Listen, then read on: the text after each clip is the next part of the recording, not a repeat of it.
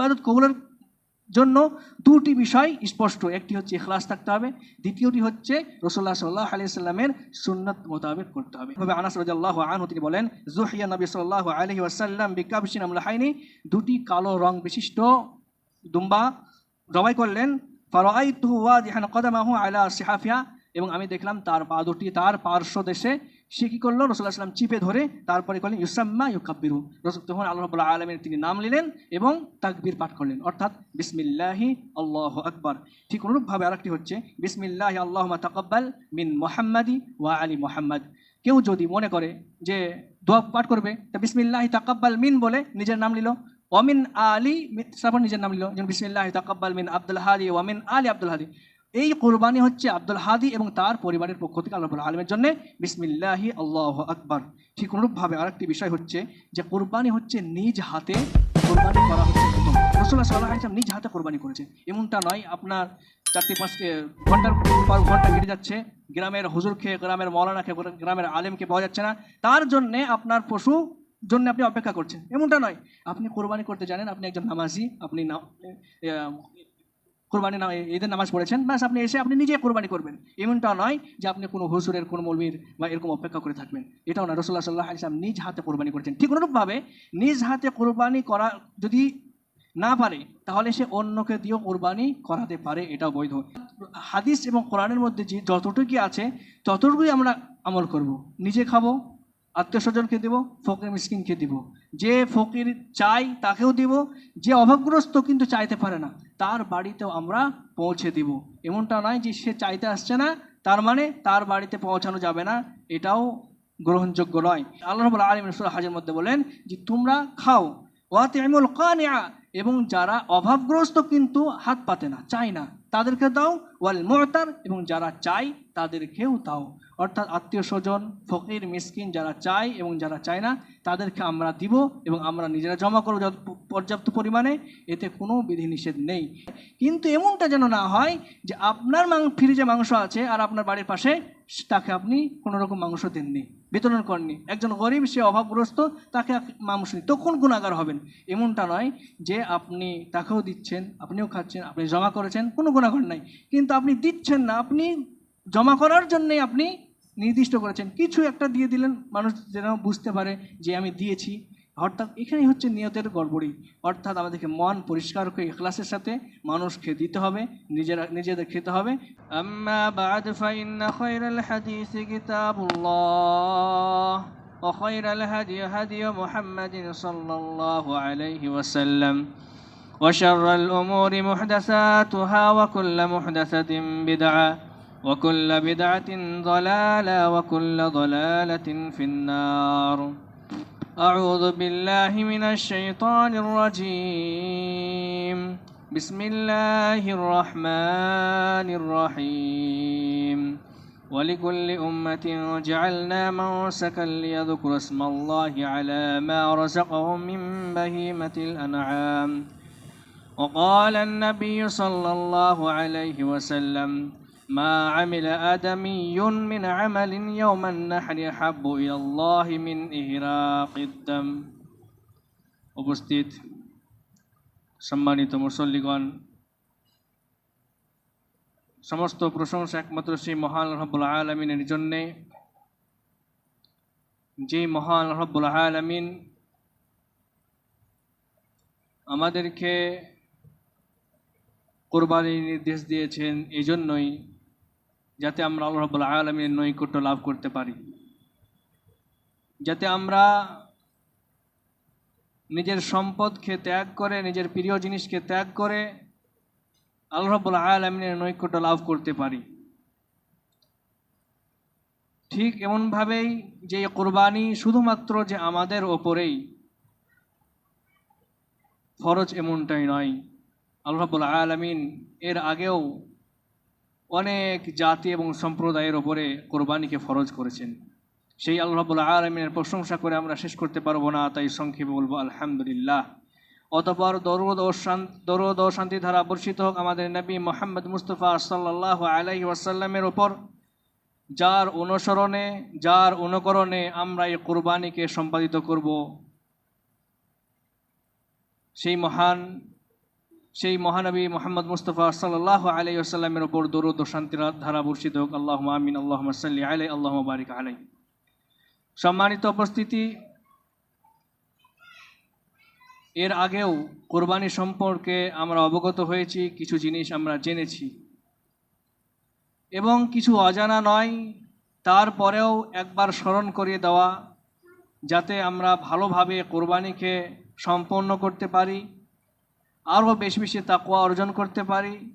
যেগুলো ভুলে গেছি সেগুলো যেন মনে চলে আসে, তার জন্যই আবারও নসিহত করা হচ্ছে।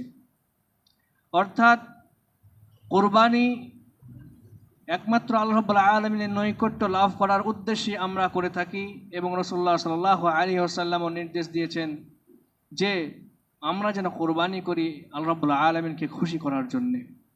কিন্তু এই কোরবানি শুধুমাত্র যে আমাদের অর্থাৎ শেষ নবীর উম্মতের ওপরে ফরজ এমনটা নয়। এর আগেও আল্লাহ রাব্বুল আলামিন বিভিন্ন জাতি এবং বিভিন্ন সম্প্রদায়, বিভিন্ন কওমের ওপরে কোরবানিকে ফরজ করেছিলেন। এই সম্পর্কে আল্লাহ রাব্বুল আলামিন সূরা হজের 34 নম্বর আয়াতের মধ্যে উল্লেখ করেন, ওয়ালিকুল্লি উম্মাতিন জাআলনা মানসাকান। আমি প্রত্যেকটি সম্প্রদায়ের মধ্যে কোরবানিকে ফরজ করেছিলাম, বানিয়ে দিয়েছিলাম। কিসের জন্যে? লিয়াযকুরু ইসমাল্লাহি আলাইহি, এজন্যেই যেন তারা আল্লাহ রাব্বুল আলামিনকে স্মরণ করে, আল্লাহ রাব্বুল আলামিনের জিকির করে। কিসের ওপরে?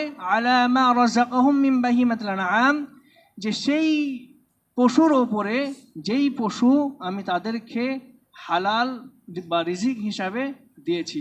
এখানে বাহিমাতুল আনআম যারা মুফাসসির তারা উল্লেখ করেছেন সেগুলো হচ্ছে উট, গরু, ঠিক অনুরূপভাবে দুম্বা, ছাগল, ভেড়া, এই কয়টি জিনিস। এর উপরে আল্লাহ রাব্বুল আলামিন কোরবানিকে ফরজ করেছেন। ঠিক অনুরূপভাবে কোরবানি এমন একটি বিষয় যে কোরবানির দিনে কোরবানির রক্ত প্রবাহিত করা আল্লাহ রাব্বুল আলামিনের কাছে সবচেয়ে পছন্দনীয় কাজ। এই সম্পর্কে রাসূলুল্লাহ সাল্লাল্লাহু আলাইহি ওয়াসাল্লাম উল্লেখ করেন, মা আমিলা আদামিয়্যুম মিন আমালি ইয়াউমিন নাহরি, কোরবানির দিনে এমন কোনো আমল আদম সন্তানের নেই, মানুষের নেই, যে আহাব্বু ইলাল্লাহ, যেটা আল্লাহ রাব্বুল আলামিনের নিকট সবচেয়ে প্রিয়। কিন্তু সেটা কি? মিন ইহরাকিদ দাম, সেটা হচ্ছে রক্তকে প্রবাহিত করা। অর্থাৎ রক্ত প্রবাহিতর সাথে সাথে আমাদের কোরবানি কবুল হয়ে যায়।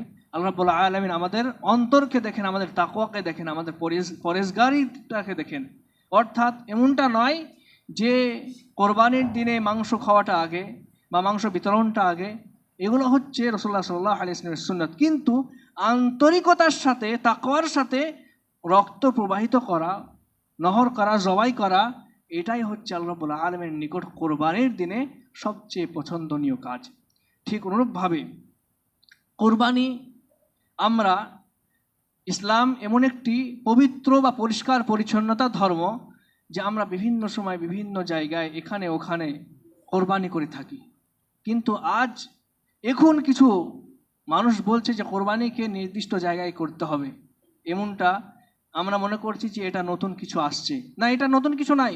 রাসূলুল্লাহ সাল্লাল্লাহু আলাইহি ওয়াসাল্লামের যুগেও কোরবানি নির্দিষ্ট জায়গাতে হতো। এমনটা নয় যে যেখানে ইচ্ছা সেখানেই রক্ত প্রবাহিত করে দিল, বা এমনটাও হয়নি। এই সম্পর্কে রাসূলুল্লাহ সাল্লাল্লাহু আলাইহি ওয়াসাল্লামের হাদিস, ইবনে উমর রাদিয়াল্লাহু আনহু বর্ণনা করেন যে নবী সাল্লাল্লাহু আলাইহি ওয়াসাল্লাম কানা ইয়ানহারু ওয়া ইয়াযবাহু বিল মুসাল্লা। রাসূলুল্লাহ সাল্লাল্লাহু আলাইহি ওয়াসাল্লাম প্রথমত যে নহর করত বা জবাই করত পশু, সেটা হচ্ছে মুসাল্লা, ঈদগাহে। অন্য একটি হাদিসের মধ্যে বলেন যে আনিন নাফি', সেটা হচ্ছে কানা আব্দুল্লাহ ইয়ানহারু বিল মানহার, অর্থাৎ আব্দুল্লাহ বিন উমর রাদিয়াল্লাহু আনহু তিনিও কোরবানি করতেন। কোরবানি করার স্থানে নির্দিষ্ট একটি জায়গা থাকতো, সেখানেই কোরবানি করা হতো। অর্থাৎ এখান থেকে, এই হাদিস থেকে একটি জিনিস স্পষ্ট যে ইসলাম পরিষ্কার পরিচ্ছন্নতার ধর্ম। ইসলাম স্পষ্ট বলে দিয়েছে যে কোরবানি কোথায় করতে হবে, কিভাবে করতে হবে। এমনটা নয় যেখানে সেখানে মানুষকে কষ্ট দেওয়ার উদ্দেশ্যে যে কোরবানি করে নেবে, এমনটাও রাসূলুল্লাহ সাল্লাল্লাহু আলাইহি সাল্লাম নির্দেশ দেননি। ঠিক অনুরূপভাবে কোরবানি এমন একটি জিনিস, আপনার নিয়ত পরিষ্কার আছে, নিয়ত সব কিছু ঠিক আছে, কিন্তু রাসূলুল্লাহ সাল্লাল্লাহু আলাইহি ওয়াসাল্লামের পদ্ধতিতে আপনি কোরবানি করলেন না, তাহলে এই কোরবানি আল্লাহ রাব্বুল আলামিনের নিকট কবুল বা গ্রহণযোগ্য হবে না। আমরা বিভিন্ন ইবাদত সম্মুখে রেখে বলি যে এটা ভালো কাজ, এটা আমার নিয়ত পরিষ্কার আছে, আর যদি আমি করি তাহলে আল্লাহ রাব্বুল আলামিন কবুল করবেন, সেটা রাসূলুল্লাহ সাল্লাল্লাহু আলাইহি ওয়াসাল্লামের সুন্নাত মোতাবেক হোক বা না হোক। কিন্তু এই কোরবানির এই হাদিস দ্বারাই প্রমাণিত যে এমনটা নয়। ইবাদত করতে হলে রাসূলুল্লাহ সাল্লাল্লাহু আলাইহি ওয়াসাল্লামের নির্দিষ্ট নির্দেশ মোতাবেক করতে হবে, সুন্নাত মোতাবেক করতে হবে। এমনটা গ্রহণযোগ্য নয় যে আপনার নিয়ত পরিষ্কার আছে, আমার নিয়ত পরিষ্কার আছে, আমি রাসূলুল্লাহ সাল্লাল্লাহু আলাইহি ওয়াসাল্লামের সুন্নাত মোতাবেক কোরবানি করলাম না, আমি নামাজের আগেই কোরবানি জবাই করে দিলাম, তো এমনটা গ্রহণযোগ্য হবে না। এই সম্পর্কে রাসূলুল্লাহ সাল্লাল্লাহু আলাইহি ওয়াসাল্লামের হাদিস, বারা বিন আযিব রাদিয়াল্লাহু আনহু তিনি বলেন যে সামি'তু নবী সাল্লাল্লাহু আলাইহি ওয়াসাল্লাম ইয়াখতুবু ফাকালা ইন্না আউওয়ালা মা নাবদাউ বিহি ফি ইয়াউমিনা হাযা আন নুসাল্লি। যে রাসূলুল্লাহ সাল্লাল্লাহু আলাইহি ওয়াসাল্লাম খুতবা দিচ্ছিলেন, এমন অবস্থায় তিনি বললেন যে আজকের দিনে সবচেয়ে আগে যে জিনিসটা আমরা করব সেটা হচ্ছে আমরা নামাজ পড়ব। প্রথমে কি রাসূলুল্লাহ সাল্লাল্লাহু আলাইহি ওয়াসাল্লাম কি নির্দেশ দিয়েছেন? যে নামাজে আর নসল্লি, তারপরে বলছেন সুম্মা নারজিউ ফানাহরিরু, তারপরে আমরা যখন ফিরে যাব তারপরে আমরা কোরবানি করব। এই হাদিস রাসূলুল্লাহ সাল্লাল্লাহু আলাইহি ওয়াসাল্লামের এই বাণী শোনা মাত্র একজন সাহাবা রাদিয়াল্লাহু আনহু তিনি রাসূলুল্লাহ সাল্লাল্লাহু আলাইহি ওয়াসাল্লামকে জিজ্ঞাসা করলেন, এবং রাসূলুল্লাহ সাল্লাল্লাহু আলাইহি ওয়াসাল্লাম এর আগেও বললেন যে ফামান ফাআলা হাযা ফাকাদ আসাবা সুন্নাতুনা, যে ব্যক্তি এমনটা করবে অর্থাৎ আগে নামাজ পরে কোরবানি, তাহলে সে আমার সুন্নতকে পেয়ে গেল। ওয়ামান নাহারা, যে ব্যক্তি এমনটা করলো না অর্থাৎ নামাজের আগে নাহার করে এলো, নামাজের আগে জবাই করে এলো, ফাইন্নামা হুয়া লাহমুন ইউকাদ্দিমু লিআহলিহি, সেই ব্যক্তি তার পরিবারের জন্য মাংসকে পেশ করলো, আগে বাড়ালো, বাস এতটুকুই, অর্থাৎ তার পরিবারের জন্য কিছু মাংস হাসিল করলো, আগে যে জবাই করলো তার জন্য বললো। ঠিক এমন সময় লাইসা মিনান নুসুকি ফি শাইইন, এটা কোনোদিনই কোরবানির জন্য হবে না বা গ্রহণযোগ্য হবে না। ঠিক এই অবস্থায় সাহাবায়ে কেরাম রাদিয়াল্লাহু আজমাইনদের মধ্যে থেকে একজন সাহাবী আবু বরদা রাদিয়াল্লাহু আনহু তিনি রাসূলুল্লাহ সাল্লাল্লাহু আলাইহি ওয়াসাল্লামকে জিজ্ঞাসা করলেন, ইয়া রাসূলুল্লাহ যাবাহতু ক্বাবলা আন উসাল্লি, আমি তো নামাজের আগেই পশুকে জবাই করে দিয়েছি, কুরবানি করে দিয়েছি। তো রাসূলুল্লাহ সাল্লাল্লাহু আলাইহি ওয়াসাল্লাম তাকে বললেন, ওয়া ইনদি জাযআতু খায়রুম মিনাল মুসান্নাহ, যে আমার কাছে একটি অল্প বয়স্ক বকরি আছে, জাযআ আছে, সেটা মুসান্না অর্থাৎ দাঁতওয়ালা পশু যেরকম হয় তার চেয়ে উত্তম, অর্থাৎ এমনি হৃষ্টপিষ্ট আছে, দাঁতওয়ালা পশু যতটা হয়।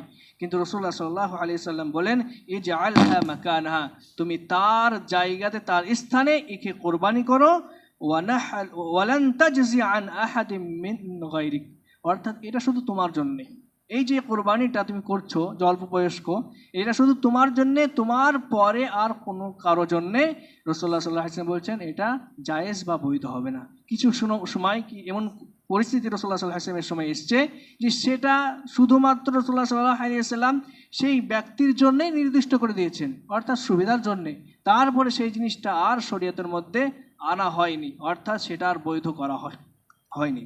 ঠিক অনুরূপে রাসূলুল্লাহ সাল্লাল্লাহু আলাইহি ওয়াসাল্লাম অন্য একটি হাদিসের মধ্যে বলেন, মান যাবাহা ক্বাবলা আস-সালাতি ফাইন্নামা যাবাহা লিনাফসিহি, যে ব্যক্তি কুরবানি নামাজের পূর্বে জবাই করলো সে তার নিজের জন্যই জবাই করলো, ওয়ামান যাবাহা বা'দা আস-সালাতি ফাকাদ তাম্মা নুসুকুহু, অর্থাৎ যে ব্যক্তি নামাজের পরে জবাই করলো, ঈদের নামাজের পরে, সেই ব্যক্তি আসাবা সুন্নাতুল মুসলিমিন, সে মুসলমানদের সুন্নতকে পেয়ে গেল।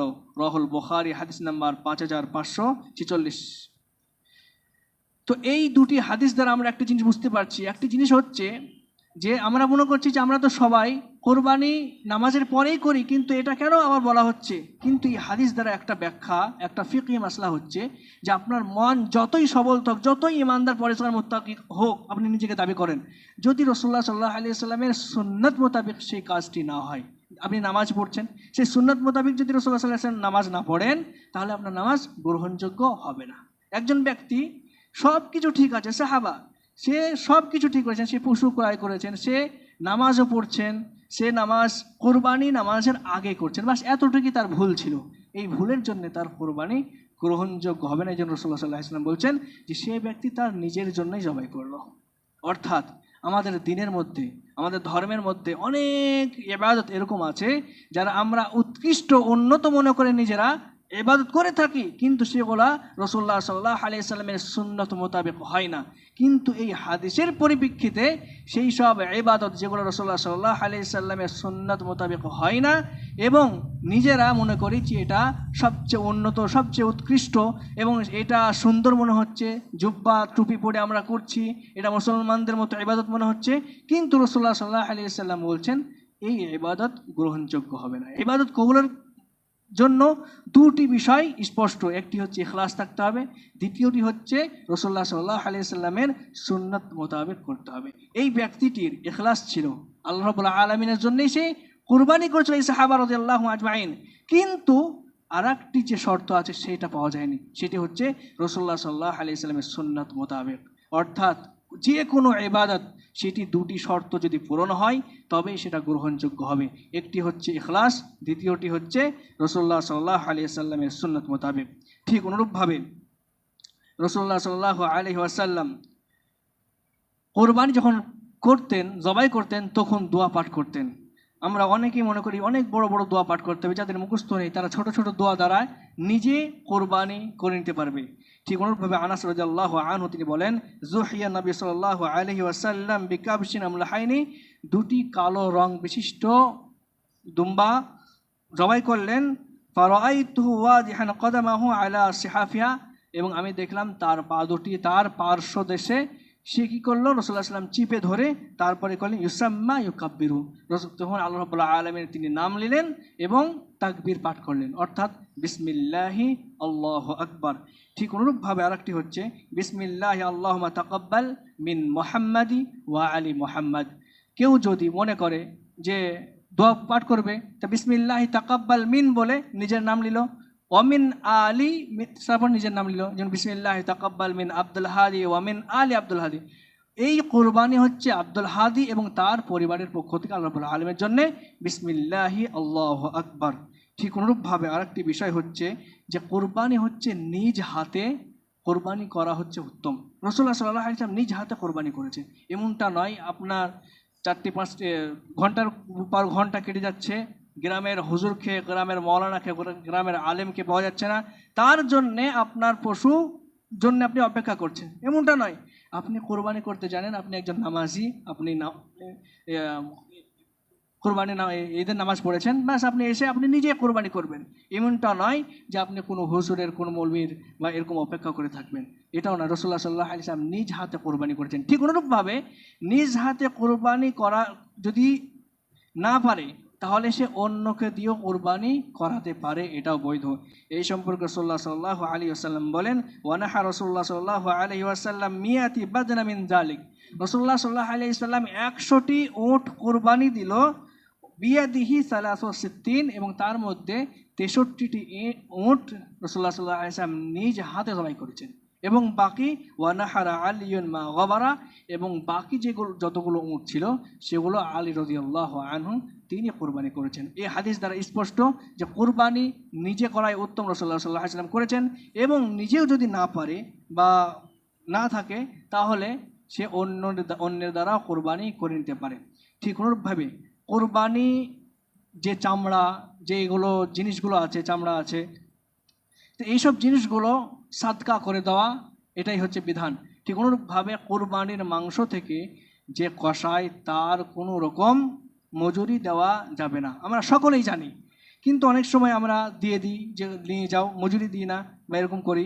তো আন আলী ক্বালা আমারানি রাসূলুল্লাহ সাল্লাল্লাহু আলাইহি ওয়াসাল্লাম, আলী রাদিয়াল্লাহু আনহু তিনি বলছেন যে রাসূলুল্লাহ সাল্লাল্লাহু আলাইহি ওয়াসাল্লাম আমাদেরকে নির্দেশ দিয়েছেন, ওয়ান আতাসাদ্দাকা বি লাহমিহিয়া ওয়া জুলুদিহিমা ওয়া আজিল্লাতিহা, অর্থাৎ কোরবানি পশুর যে গোশত আছে, যে চামড়া আছে এবং যে আরও ঝিলঝাল আছে, এগুলো সাদকা করে দিতেন।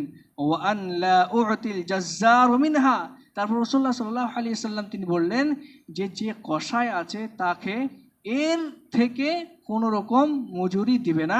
রাসূলুল্লাহ সাল্লাল্লাহু আলাইহি ওয়াসাল্লাম বললেন, ক্বালা নাহনু নুতিহি মিন ইনদানা, আমি এটা নিজে হাতে আমার নিকট থেকে দেব।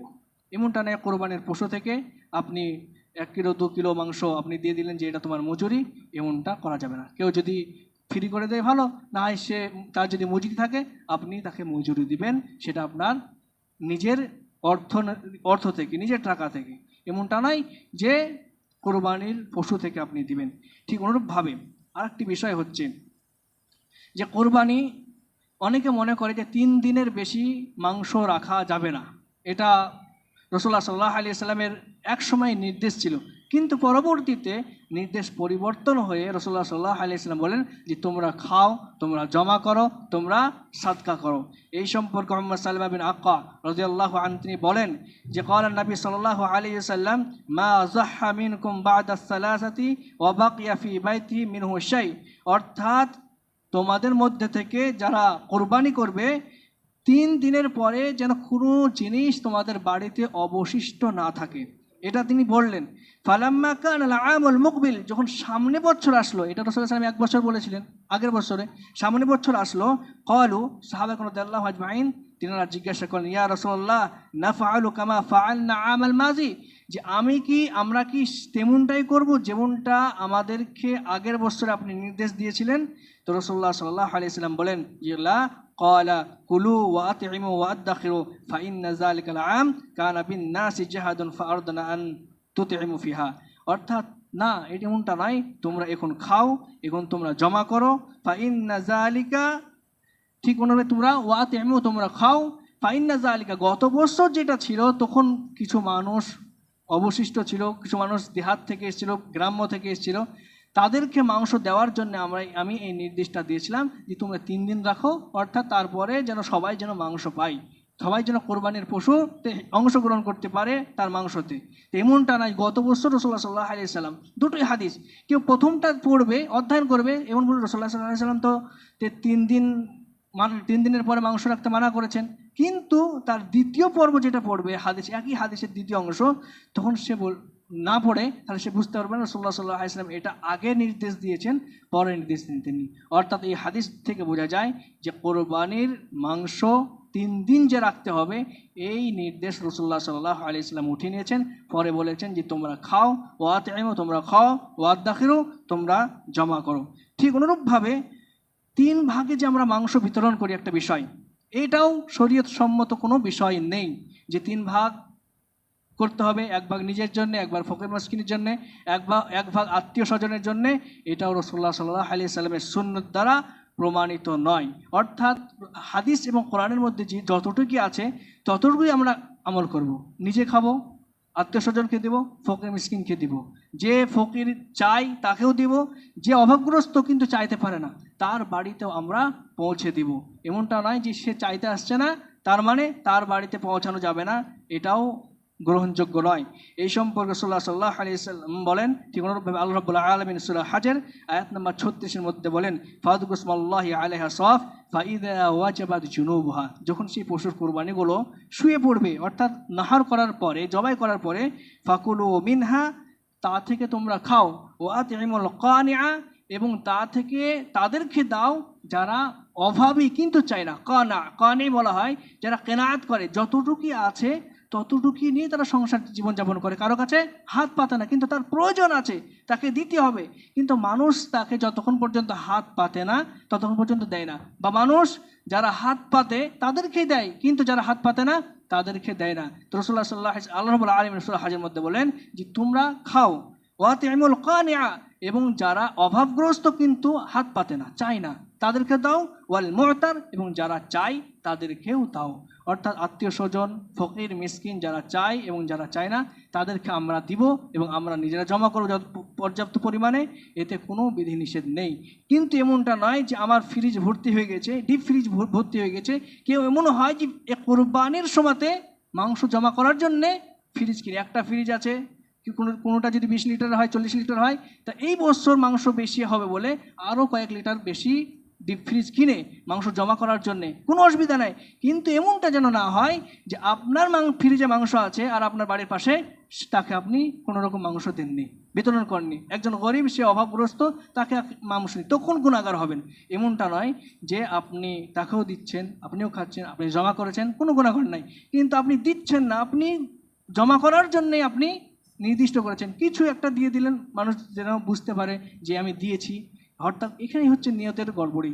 অর্থাৎ আমাদেরকে মন পরিষ্কার করে ইখলাসের সাথে মানুষকে দিতে হবে, নিজেদের খেতে হবে। ঠিক অনুরূপভাবে রাসূলুল্লাহ সাল্লাল্লাহু আলাইহি সাল্লাম অন্য একটি হাদিসের মধ্যে বলেন যে তোমরা জমা করো, ঠিক অনুরূপভাবে ওয়াতাজাওয়াদু, তোমরা এটাকে পাথেয় হিসাবে গ্রহণ করতে পারো। অর্থাৎ কেউ এখানে আছে, কোরবানির সময় এসছে, সে 10 দিন 20 দিন আছে, সে করলো, সে আবার কর্ম স্থানে চলে যাবে, সে দিল্লি যাবে, মুম্বাই যাবে, সে সেই মাংস নিয়ে যেতে পারে, কোনো অসুবিধা নেই। এটা তাজাওয়াদও বলা হয়, পাথেয়। অর্থাৎ সে কোনো সময় জিহাদের সময় যে সরঞ্জাম বাঁধা হতো সেই জাত বলা হয়, যে কেউ মাংস আছে, সে মাংস সে নিজের কর্মস্থানে বা অন্য জায়গায় নিয়ে যেতে পারে, কোনো অসুবিধা নাই। ঠিক অনুরূপভাবে রাসূলুল্লাহ সাল্লাল্লাহু আলাইহি ওয়াসাল্লাম অন্য একটি বলেন, কুলু ওয়াতাসাদ্দাকু ওয়াদ্দাখিরু, এবং তোমরা সাদকা করো, তোমরা খাও এবং তোমরা জমা করো। ঠিক অনুরূপভাবে আর একটি বিষয় হচ্ছে যে সামাজিক যে একটি বিভিন্ন জায়গায় বিভিন্ন নাম হয়, কোনো জায়গায় বখরা হয়, কোনো জায়গায় সামাজিক মাংস হয়, যে এক জায়গায় আমরা জমা করে আবার সেই মাংস আমরা নেওয়ার জন্য মনের মধ্যে থাকে যে আমি পাবো। তো এই জিনিসটা শরীয়ত সম্মত নয়। কোরবানি সম্পূর্ণ বিষয়টাই হচ্ছে শরীয়তের ওপরে। যেখানে শরীয়ত নির্দিষ্ট কোনো বিধান দেননি, সেখানে নতুন করে বিধান তৈরি করার কোনো দরকার পড়ে না। অর্থাৎ মাংস সমাজের বুকে জমা করে যে 1 কেজি করে দিয়ে আবার 1 কেজি করে সবাই নেবে, তো এই জিনিসটা ভালো জিনিস না। অর্থাৎ এই বছর আমরা সিদ্ধান্ত নিয়েছি যে এই জিনিসটা হবে না, অর্থাৎ মাংস জমা হবে না। কোরআন এবং সুন্নাত থেকে যেটা প্রমাণিত যে আপনি খাবেন, আপনি অভাবগ্রস্ত তাদেরকে দিবেন, যে চাইবে অভাবগ্রস্ত তাকে দিবেন, যে চাইতে পারবে না অভাবগ্রস্ত তার বাড়িতে আপনি বয়ে দিয়ে আসবেন। এতটুকুই হচ্ছে সুন্নাত মোতাবেক, হাদিস মোতাবেক, কোরআন এবং হাদিসের আলোকে।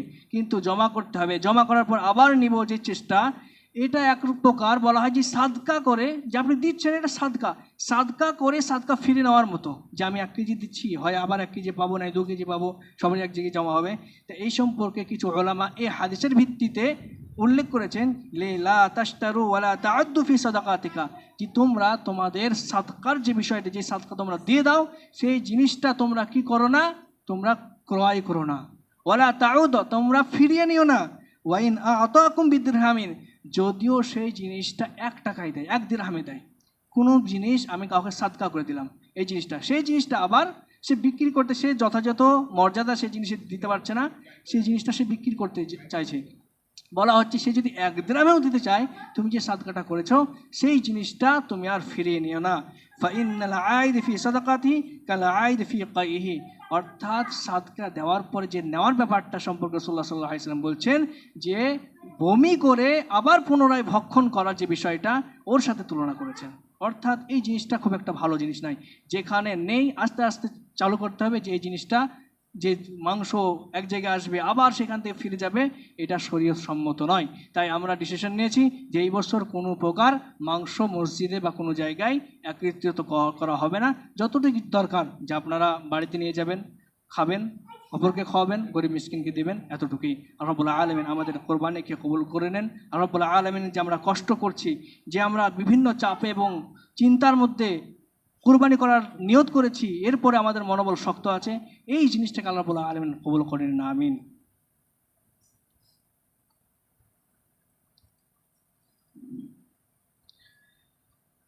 আলহামদুলিল্লাহি রাব্বিল আলামিন ওয়া আকিবাতু লিল মুত্তাকিন ওয়াস সালাতু ওয়াস সালামু আলা সাইয়্যিদিল আমবিয়া ওয়াল মুরসালিন ওয়া আলা আলিহি ওয়া সাহবিহি আজমাইন, আম্মা বা'দ।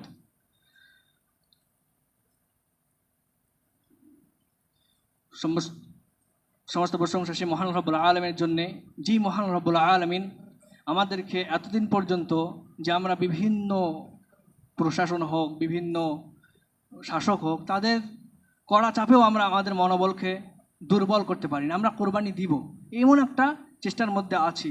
তো এই জিনিসটা খুব ভালো জিনিস। তা এটাই হচ্ছে মনোবল শক্ত করা। ঠিক অনুরূপভাবে রাসূলুল্লাহ সাল্লাল্লাহু আলাইহি ওয়াসাল্লাম উল্লেখ করেন যে আমরা অনেক সময় যে কোরবানির মধ্যে ইব্রাহিম এবং হাজারা আলাইহিস সালামের, এদের একটা ইতিহাস আছে। স্বামী স্ত্রী দুজনে আল্লাহ রাব্বুল আলামিন প্রিয় হয়েছেন এবং ঠিক অনুরূপভাবে নৈকট্য লাভ করতে পেরেছেন। ঠিক অনুরূপভাবে এই যে কোরবানি, এমনটা যেন না হয় যে অনেক সময় দেখা যায় যে পুরুষ সে একটা মাংস 1 ঘন্টা 2 ঘন্টা করে সে বাড়িতে ফেলে দিল, এবার সেই মাংস 10টা থেকে নিয়ে সন্ধ্যা 7টা 8টা পর্যন্ত বাড়ির স্ত্রী মহিলারা কী করছে, রান্না বান্না করছে, পুরুষ এদিকে ঘুমাচ্ছে। তো এই জিনিসটা খুব একটা ভালো না। তা এই সাংসারিক কাজে মহিলাদের বা স্ত্রীদের সহযোগিতা করা এটা রাসূলুল্লাহ সাল্লাল্লাহু আলাইহি ওয়াসাল্লামের সুন্নত। সে বাটা ঘষাতে হোক, মশলাতে হোক, আপনি সহযোগিতা করবেন, সে কেটে দেবেন মাংস, সে রান্না করবে। তা এটা হচ্ছে পরস্পরের ভালোবাসার প্রমাণ।